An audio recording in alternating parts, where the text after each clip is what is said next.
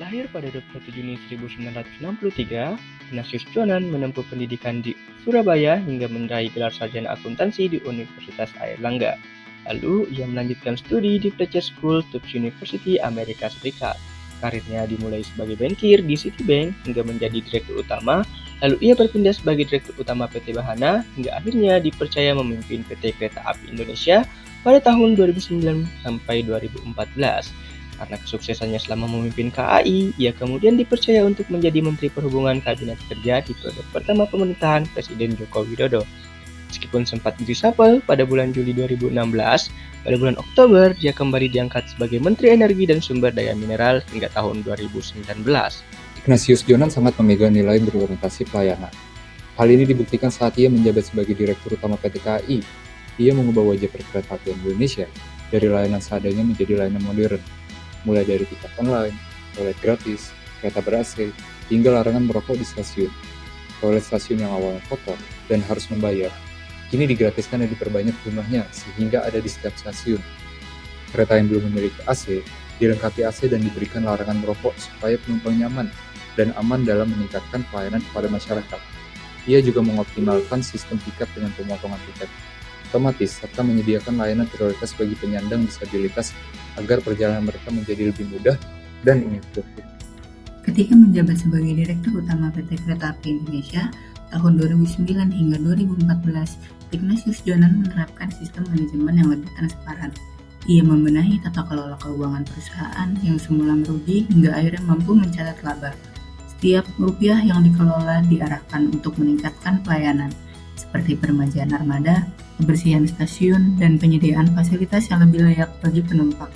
Jonan juga tegas memberantas praktik pencalonan tiket, sebuah langkah berani untuk menjaga integritas dan kepercayaan publik.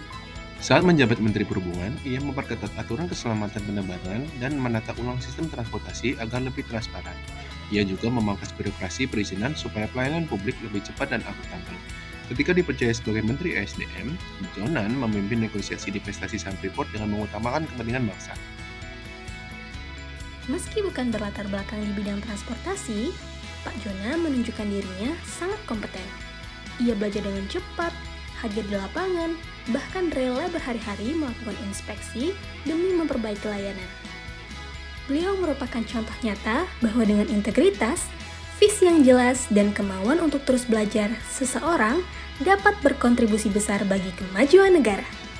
Loyalitas bukan sekedar setia terhadap pimpinan, namun juga setia kepada amanah dan kepentingan masyarakat. Nilai ini tercermin jelas dalam sosok Ignatius Jonan. Foto beliau yang viral saat tertidur di gerbong kereta api ekonomi Panataran menjadi simbol nyata dari kerja keras dan loyalitas seorang pejabat publik. Bukan sekadar mengawasi dari kantor, tetapi terjun langsung mengambil resiko dan mengorbankan kenyamanan pribadi demi kepentingan masyarakat luas. Tidak hanya itu, loyalitasnya terbukti ketika negara memanggil, ia selalu siap mengabdi, baik sebagai Menteri Perhubungan, bahkan ketika harus terkena reshuffle dan diangkat kembali sebagai Menteri Energi dan Sumber Daya Mineral. Dari transportasi beralih ke sektor energi, saat ia menjabat sebagai Menteri SDM, ia menginisiasi pertemuan dengan sejumlah mantan menteri untuk membahas kelanjutan usaha PT Freeport Indonesia. Jonan menegaskan bahwa perundingan dengan CEO Freeport McMoran mencapai kesepakatan terkait investasi saham, pembangunan smelter, dan upaya menjaga besaran penerimaan negara dengan lebih baik. Selama 5 tahun kepemimpinannya, salah satu capaian menonjol yaitu peningkatan rasio elektrifikasi nasional. Kemudian, program BBM Satu Harga menjadi kebijakan yang bermanfaat untuk mewujudkan energi berkeadilan.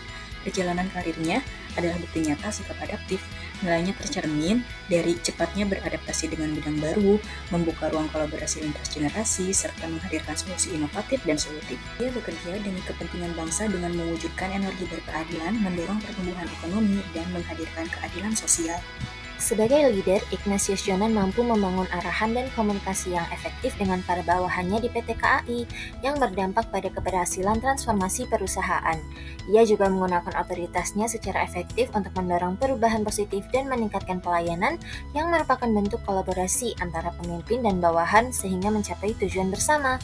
Dengan menerapkan sistem merit, reward, dan punishment, Jonan mendorong bawahannya untuk memberikan pelayanan prima yang pada akhirnya menciptakan lingkungan kerja yang kolaboratif demi peningkatan perusahaan.